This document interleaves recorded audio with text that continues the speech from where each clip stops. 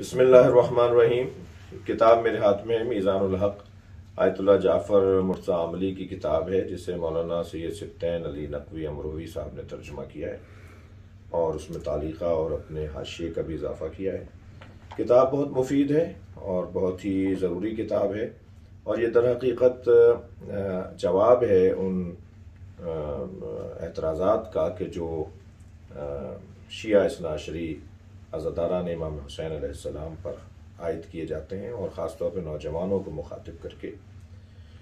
ایک بہت بڑی عبادت کے بعد ایئرپورٹ پہ وہ پمفلیٹ اور وہ کتابچہ تقسیم کیا جاتا ہے، اور شیعہ جوانوں کو کہا جاتا ہے کہ اپنی اصلاح کرو اور اپنے عقائد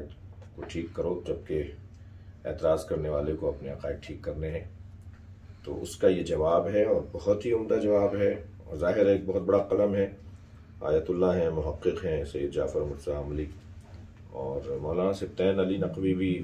ایک مدت سے قلم کے ذریعے سے جو خدمت انجام دے رہے ہیں وہ کسی پہ مخفی نہیں ہے۔ میں آپ سب سے کہوں گا اسے ضرور پڑھیں۔